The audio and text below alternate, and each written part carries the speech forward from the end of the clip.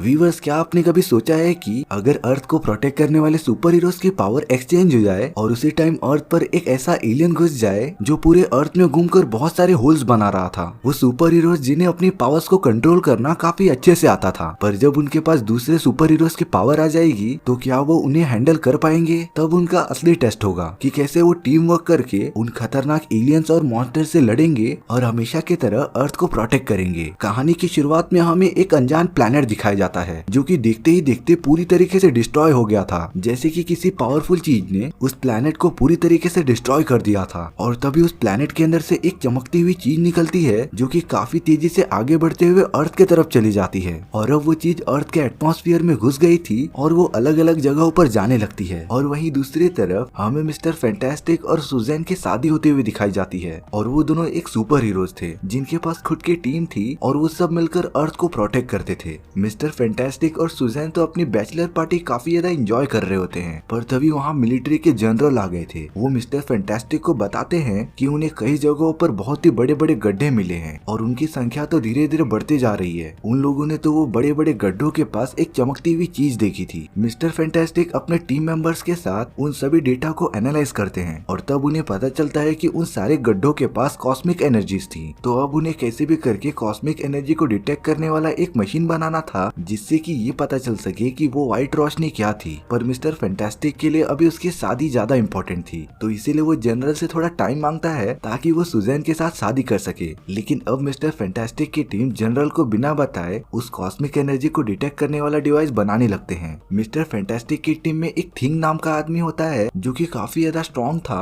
और उसकी पूरी बॉडी पत्थर से बनी हुई थी। उसी तरह एक जॉनी नाम का आदमी अपनी बॉडी को पूरी तरीके से आग में कन्वर्ट कर सकता था, और अब काफी मेहनत करने के बाद वो सब डिवाइस बनाने में कामयाब हो जाते हैं। और अब अगले दिन मिस्टर फैंटास्टिक अपनी शादी मना रहा होता है। उन लोगों ने वो कॉस्मिक डिटेक्टर डिवाइस सैटेलाइट से कनेक्ट कर दिया था जिससे कि अगर वो चमकती हुई चीज कहीं भी दिखाई देगी तो उन्हें इस बात का सबसे पहले पता चल जाएगा। पर तभी कुछ ही देर बाद वहाँ पर वो व्हाइट कलर की चीज आ जाती है जो कि चारों तरफ तबाही मचाने लगी थी। उस कॉस्मिक डिटेक्टर डिवाइस ने उसे डिटेक्ट कर लिया था, पर उस व्हाइट कलर की एंटिटी के पास इतनी ज्यादा कॉस्मिक पावर्स थी ना जिससे कि वो डिवाइस ब्लास्ट हो जाता है। उस चीज की वजह से वहाँ पर काफी तबाही होने लगती है, पर मिस्टर फैंटास्टिक की टीम ने मिलकर सभी को बचा लिया था। पर वो व्हाइट कलर की चीज अभी भी आसमान में घूम रही थी, तो मिस्टर फैंटास्टिक जॉनी को उसके पीछे जाने के लिए कहता है। जॉनी ये बिल्कुल नहीं करना चाहता था क्योंकि अगर वो अपनी सुपर पावर्स यूज करेगा तो उसका इकलौता सूट जल जाएगा, पर जॉनी अपने कैप्टन की बात कैसे इनकार कर सकता था। तभी जॉनी अपनी पावर्स का यूज करते हुए उस व्हाइट कलर की चीज के पीछे चला जाता है। वो दोनों तो काफी तेजी से आसमान में उड़ रहे थे, पर तभी जॉनी देखता है कि वो व्हाइट कलर की चीज एक इंसान की तरह है जो कि एक सर्फ बोर्ड पर उड़ रहा था। दरअसल ये एक एलियन होता है जिसका नाम सिल्वर सर्फर था।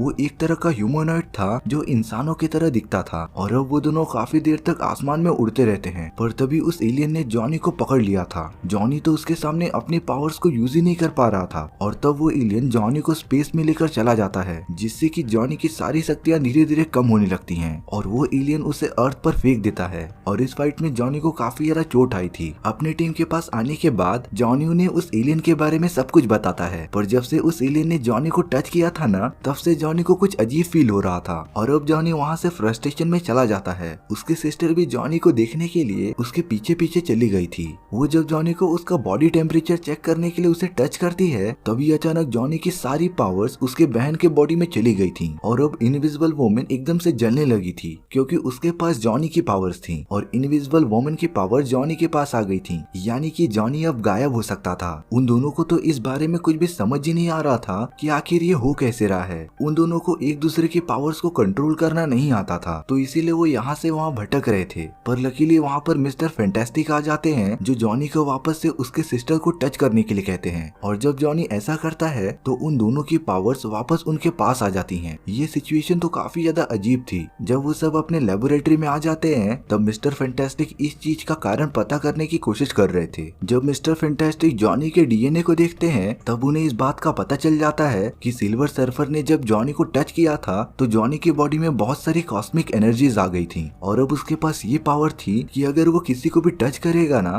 तो उन दोनों की पावर्स एक्सचेंज हो जाएंगी। जॉनी जब थिंग को टच करके देखता है तो लिटरली उन दोनों की भी पावर्स एक्सचेंज हो जाती हैं। थिंग के पास आग की पावर आ गई थी और जॉनी एकदम पत्थर का बन गया था, पर वो दोनों एक दूसरे को वापस टच करके अपनी पावर्स वापस एक्सचेंज एक्सचेंज कर लेते हैं। मिस्टर फैंटास्टिक को अपने रिसर्च में ये भी पता चला था कि उस एलियन ने गैलेक्सी में जिस प्लेनेट पर विजिट किया था ना, वो प्लेनेट 8 दिनों के अंदर पूरा का पूरा डिस्ट्रॉय हो चुका था और अब वो एलियन अर्थ पर आकर बहुत सारे गड्ढे बना रहा था। तो ये जरूर हो सकता है कि वो अर्थ को भी डिस्ट्रॉय करना चाहता हो। वो सब उस बड़े से गड्ढे के पैटर्न को एनालाइज करके ये पता लगा लेते हैं कि वो एलियन अपना नया गड्ढा कहाँ पर बनाएगा और वो लोकेशन तो लंदन में होती है। तो वो सभी लोग मिलिट्री के साथ वहाँ पर पहुँच गए थे, पर तभी अचानक वहाँ की एक लेक में बहुत बड़ा गड्ढा बनने लगता है और पानी के इतने झटके की वजह से वहाँ पर लंदन आए, जो कि एक बहुत बड़ा झूला होता है, उसके अंदर तो 100 से भी ज्यादा लोग थे जो कि अब काफी ज्यादा मुश्किल में थे। पर डरने की कोई भी बात नहीं थी क्योंकि वहाँ पर मिस्टर फैंटास्टिक और उसकी टीम आ गई थी। वो सभी लोग कैसे भी करके उस बड़े से झूले को पकड़ते हैं और वहाँ पर फंसे हुए लोगों को सही सलामत बाहर निकालते हैं। तभी लेक के उस बड़े से गड्ढे के अंदर से वो एलियन बाहर निकलता है जो कि काफी ज्यादा डरावना दिख रहा था। जॉनी जब उस एलियन को पकड़ने जा रहा होता है पर गलती से वो मिस्टर फैंटास्टिक से टकरा गया था और अब उन दोनों की पावर्स अचानक से एक्सचेंज हो गई थी। मिस्टर फैंटास्टिक जिसके पास अपने बॉडी को कितना भी लंबा करने की पावर थी, वो अब जॉनी के पास आ गई थी और उसी तरह जॉनी की आग वाली पावर्स मिस्टर फैंटास्टिक के पास। उन दोनों को एक दूसरे की पावर्स कंट्रोल करना बिल्कुल नहीं आता था, इसीलिए वो दोनों कैसे भी करके एक जगह रुकने का ट्राई करते हैं। पर वो एलियन उन दोनों के ठीक होने का थोड़ी वेट करता, वो अपना काम करने के बाद वहाँ से चला जाता है। सिल्वर सर्फर अर्थ के सभी जगहों पर घूम रहा था, पर उसी की वजह से अर्थ पर कॉस्मिक रेडिएशन काफी बढ़ती जा रही थी जो इंसानों की बॉडी के लिए बिल्कुल अच्छा नहीं था। तभी यहाँ पर हमें एक आदमी दिखाया जाता है जिसका नाम विक्टर था और वो पिछले 2 सालों से एक बॉक्स में कैद था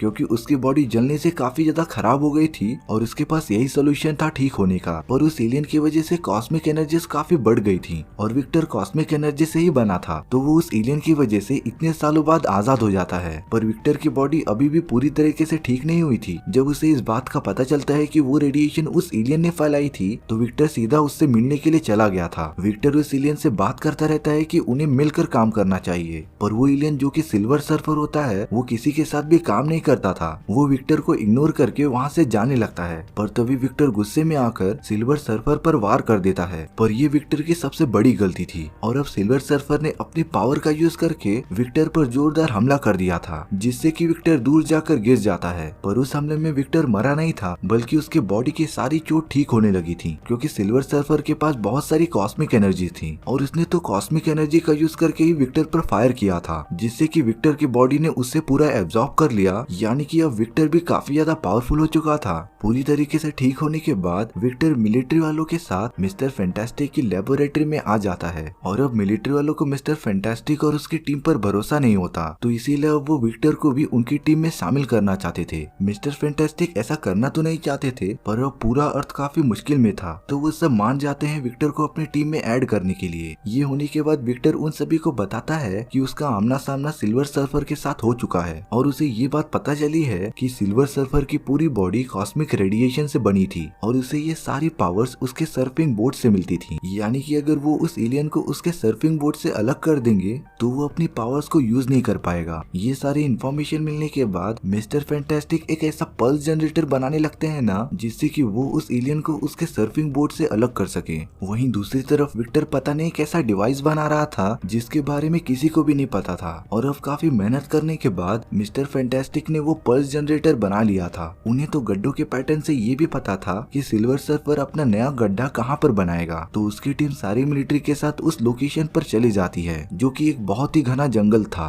और अब वो सब पल्स जनरेटर को लगाने के लिए अलग अलग डायरेक्शन में निकल जाते हैं। अब जंगल के अलग अलग जगहों पर पल्स जनरेटर लग गए थे, पर इनविजिबल वुमन जैसे ही अपना पल्स जनरेटर लगा रही होती है तभी उसके सामने सिल्वर सर्फर आ जाता है। वो ये बात अपने टीम मेंबर्स को बता देती है कि वो आखिर अर्थ को डिस्ट्रॉय करना क्यों चाहता है। सिल्वर सर्फर ने पहली बार किसी से बात की थी। वो कहता है कि वो किसी भी प्लेनेट को डिस्ट्रॉय नहीं करना चाहता, बल्कि वो कोई और है जो उसे ये करने के लिए मजबूर कर रहा है और अगर सिल्वर सर्फर ने ये नहीं किया तो वो उसके पूरे फैमिली को खत्म कर देगा। तभी मिलिट्री वाले सिल्वर सर्फर पर फायरिंग करना स्टार्ट कर देते हैं, पर इसका कुछ फायदा नहीं था। सिल्वर सर्फर इतनी बड़ी बड़ी मिसाइल्स को अपने सर्फर बोट में आसानी से एब्जॉर्ब कर ले रहा था। इनविजिबल वुमन ने भी अपना पल्स जनरेटर ऑन कर दिया था, जिससे कि सिल्वर सर्फर के ऊपर काफी ज्यादा रेडिएशन आती है और वो अपने सर्फर बोट से सीधा नीचे गिर जाता है। उसके लिए तो बोट नहीं मतलब पावर नहीं, उसकी सारी पावर्स अचानक जाने लगती हैं और मिलिट्री वाले सिल्वर सर्फर को पकड़कर कैद कर लेते हैं। वहीं दूसरी तरफ हमें मिस्टर फैंटास्टिक और उसकी टीम दिखाई जाती है और इनविजिबल वुमन उन सभी को बता रही होती है कि सिल्वर सर्फर बुरा नहीं है और वो अर्थ को डिस्ट्रॉय नहीं करना चाहता, बल्कि इसके पीछे तो कोई और है। वो तो अब सीधा सिल्वर सर्फर से मिलने चली गई थी और तब वो इनविजिबल वुमन को बताता है कि इस सब के पीछे एक बहुत ही खतरनाक एलियन था जिसका नाम गैलेक्टस होता है और वो गैलेक्सी के अलग अलग प्लैनेट्स पर हमला करके उनके कोर की एनर्जी एब्जॉर्ब करता था, जिससे कि वो जिंदा रह सके। और अब गैलेक्टस अर्थ को भी डिस्ट्रॉय करना चाहता था, इसीलिए उसने सिल्वर सर्फर के फैमिलीज को बंदी बना लिया और उसे अर्थ पर बहुत सारे गड्ढे बनाने के लिए भेज दिया, ताकि वो सीधा अर्थ पर आकर उन बड़े बड़े गड्ढों का यूज करके अर्थ की सारी पावर एब्जॉर्ब करने लगे। सिल्वर सर्फर का भी काम पूरा खत्म हो चुका था और उसका वो सर्फर बोट एक संदेश की तरह काम करता था, जिसका यूज करके गैलेक्टस अर्थ पर आ सकता था। और अब इनविजिबल की पूरी टीम को ये पता चल गया था कि वो अर्थ को डिस्ट्रॉय होने से तभी बचा सकते हैं जब वो सर्फिंग बोट को खत्म कर दें। यहाँ मिलिट्री के एक सिक्योरिटी सेंटर में वो बोट रखा हुआ होता है, पर विक्टर के इरादे कुछ ठीक नहीं लग रहे थे। उसने जो डिवाइस सभी से छुप छुपा कर बनाया था वो उसे पहन लेता है और अब उसके पास इतनी पावर आ गई थी कि वो सर्फर बोट को कंट्रोल कर सकता था। और ये था विक्टर का प्लान। उसे तो कैसे भी करके सिल्वर सर्फर का वो बोट चाहिए था और अब वो अपने प्लान में पूरी तरीके से कामयाब हो गया था।